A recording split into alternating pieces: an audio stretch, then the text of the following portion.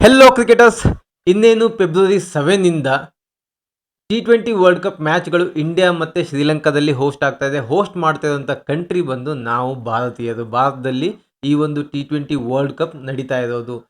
February 7 start ಆಗುವಂಥ world ಕಪ್ಗೆ ಅದಕ್ಕೂ ಮುಂಚೆ ಕೆಲವೊಂದಿಷ್ಟು ಪ್ರಾಕ್ಟೀಸ್ ಮ್ಯಾಚ್ಗಳನ್ನು ಆಡಿಸ್ತದೆ. ಆ ಪ್ರಾಕ್ಟೀಸ್ ಮ್ಯಾಚಲ್ಲಿ ನಾಳೆ south Africa versus India match ಇದೆ.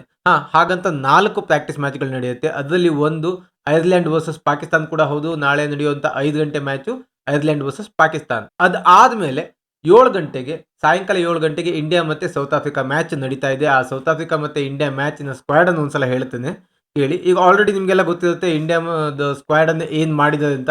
T20 ಸ್ಕ್ವಾಡಲ್ಲಿ ಸಂಜು ಸ್ಯಾಮ್ಸನ್ ಕೂಡ ಇದ್ದಾರೆ. ಬಟ್ ಅವರು 5-5 ಮ್ಯಾಚು ನ್ಯೂಜಿಲೆಂಡ್ ಜೊತೆ ಫ್ಲಾಪ್ ಆಗಿದ್ದಾರೆ. ಸೊ ಅದಕ್ಕಾಗಿ ಈಗ ನಡೆಯುವಂಥ T20 ವರ್ಲ್ಡ್ ಕಪ್ಪಲ್ಲಿ ಸಂಜು ಸ್ಯಾಮ್ಸನ್ ಅವರಿಗೆ ಚಾನ್ಸ್ ಸಿಗುತ್ತೋ ಇಲ್ಲೋ ಅನ್ನೋದೇ ದೊಡ್ಡ ಪ್ರಶ್ನೆ.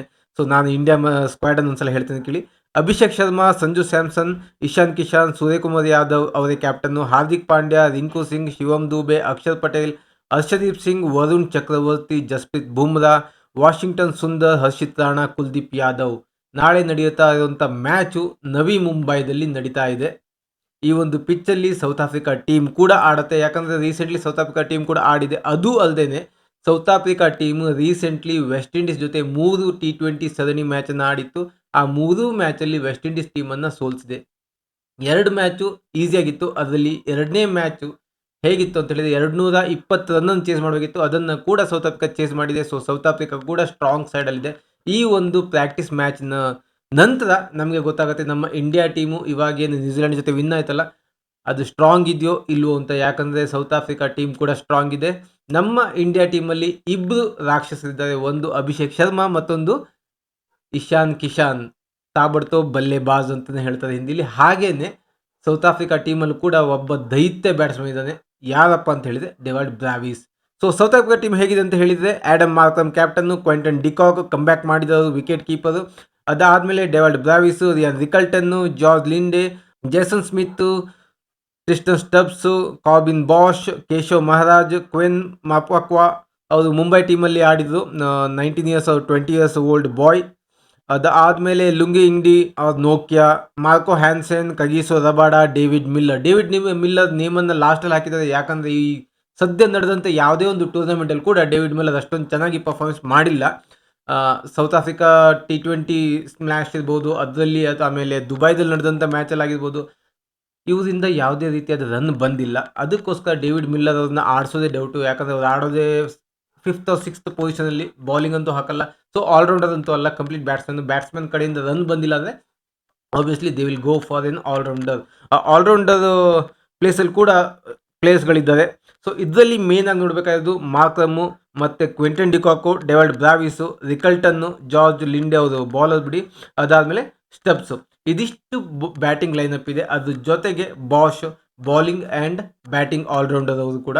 ಸೊ ನಾಳೆ ನಡೆಯುವಂಥ ಪಂದ್ಯ ಸರಿಯಾಗಿ ಹಣಾಹಣಿ ಪಂದ್ಯ ನಡೆಯುತ್ತಾ ಇದೆ. ಇದರಿಂದ ನಮ್ಗೆ ಗೊತ್ತಾಗೋದೇನಪ್ಪ ಅಂತ ಹೇಳಿದರೆ, ನಾವು ಇಷ್ಟು ದಿವಸ ಏನು ನ್ಯೂಜಿಲೆಂಡ್ ಜೊತೆ ಆಡಿ 4 ಮ್ಯಾಚನ್ನು ಗೆದ್ದಿದ್ವಲ್ಲ, ಸೊ ನಾಳೆ ಗೊತ್ತಾಗುತ್ತೆ ಇಂಡಿಯಾ ಟೀಮ್ ಹೇಗಿದೆ ಅಂತ. ಸಂಜು ಸ್ಯಾಮ್ಸನ್ ಆಲ್ರೆಡಿ 5 ಮ್ಯಾಚ್ ಕೂಡ ಫ್ಲಾಪ್ ಆಗಿದೆ. ಅವ್ರ ಬ್ಯಾಟಿಂದ ಯಾವುದೇ ರೀತಿ ರನ್ ಬರ್ತಾ ಇಲ್ಲ. ಹಾಗೇನೆ ಸಂಜು ಸ್ಯಾಮ್ಸನ್ ಕಾನ್ಫಿಡೆಂಟ್ ಆಗಿ ಕೂಡ ಇಲ್ಲ. ಅಭಿಷೇಕ್ ಶರ್ಮಾ, ಇಶಾನ್ ಕಿಶಾನು, ಹಾರ್ದಿಕ್ ಪಾಂಡ್ಯ, ರಿಂಕು ಸಿಂಗು ಮತ್ತು ಶಿವಮ್ ದೂಬೆ, ಸೂರ್ಯಕುಮಾರ್ ಯಾದವ್, ಇದಿಷ್ಟು ಜನ ಕೂಡ ಒಳ್ಳೆ ಫಾರ್ಮಲ್ಲಿದ್ದಾರೆ, ಹಾಗೆ ಕಾನ್ಫಿಡೆಂಟ್ ಆಗಿದ್ದಾರೆ ಕೂಡ.